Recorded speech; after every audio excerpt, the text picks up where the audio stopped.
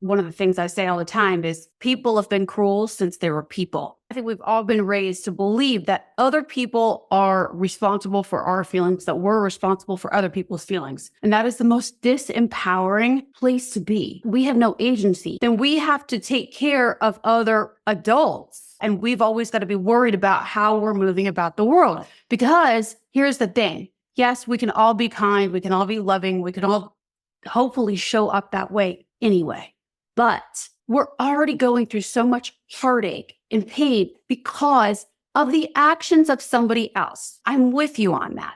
And we have a choice in all situations to decide how we want to think, believe, and feel. If you want to feel empowered, that is literally the only way you can go. It's changed my life to think this way. When it comes to somebody that is coercing our children, we can succumb to feeling hurt because they're doing terrible things and they should act better. They should be responsible for their actions.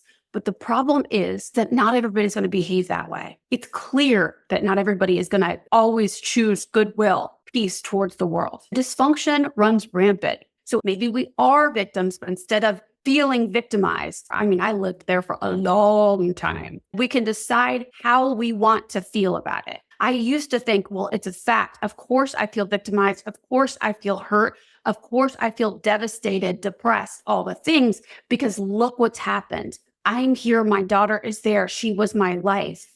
I can fill up a building with people that would agree with me because they're doing terrible things. But just because something is true doesn't mean that I need to live my life bouncing off other people's energy or what they do, because then you're always relying on other people in order for us to feel the feelings that we want to feel. So I want to feel peace. And you're saying, I can't feel peace because they're doing this and they're doing that. Then you're constantly going to be feeling like you're being puppeted. And also, it's not the fact that everybody would feel a certain way about somebody being an asshole to you.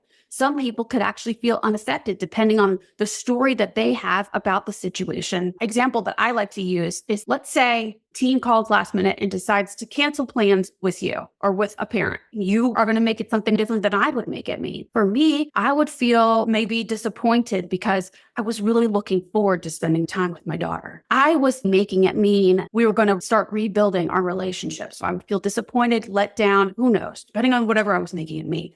Another parent, same exact situation. Child cancels last minute. That parent could feel angry, irate even, because this is the fourth time it's happened. Maybe it was time number 4 for me too, but that wasn't even something I considered. That was irrelevant to me because of what I am placing value on. I'm focused on what we were going to create. This parent is looking at all of the hurt that they've caused. So they're irate. Let's first that parent to file a custody modification, motion to enforce, whatever. Another parent, same exact circumstance, kid cancels last minute on the plans that they have, and that parent could feel entirely relieved, like just dodged a bullet. And you think, well, what kind of parent would do that? The kind of parent that knows that the last time that they saw their angry teenager, that things did not go well in parents' mind. And so the whole time this parent is maybe not necessarily stepping into their power and able to see the good from whatever might come of any time they spend together, right? So they've been like, oh, thank God. Now I don't have to face the failure that I believe that our time spent together might be. So we've got 3 different parents here, 3 entirely different emotions based on 3 different backstories of what they're making the same exact circumstance mean for themselves. So it's not a fact that other people are responsible for our feelings. Other people act based on their own stories about what has happened up until now, their perception from where they're standing. It doesn't mean that their perception is right or it's wrong even, or that it's inconsiderate or whatever it is that you want to label it. It just means that it's theirs. Even the person that alienates your children, that's no matter who we're talking about, whatever they're doing, that's what they think that they need to do in order to protect themselves and y'all's child. So it's not always as nefarious, even when we're talking about the worst kinds of people out there on the earth. They're only doing it because of a thought in their head that makes them think that it's the right thing to do at the time. And I'm not trying to take away any responsibility on their part, but it's not my responsibility to tell them what their responsibility is. And even if we want to hold people accountable, if that's where you want to spend your energy, more power to you. But I'm just saying that coming from what we have, we felt disempowered for far too long and far too deep. The emotions of grief are enough as it is. And so if you want to find your power, no matter what you're coming from, no matter who you are, you got to look at your language and all the ways that you're looking at who's responsible for what. And if you can just take responsibility fully for who you are and your own emotions, it's great, because now looking at it like, oh, okay, so I see that that's my story about, not that it's wrong. Like if you feel disappointed because your kid, in this case, for this example, canceled on you last minute, that makes sense that you would feel disappointed. You don't have to change that emotion. Like, no, I want to feel disappointed. When we own our emotions and don't point outward and tell somebody else that they're responsible for us, now you can decide how you want to feel moving forward.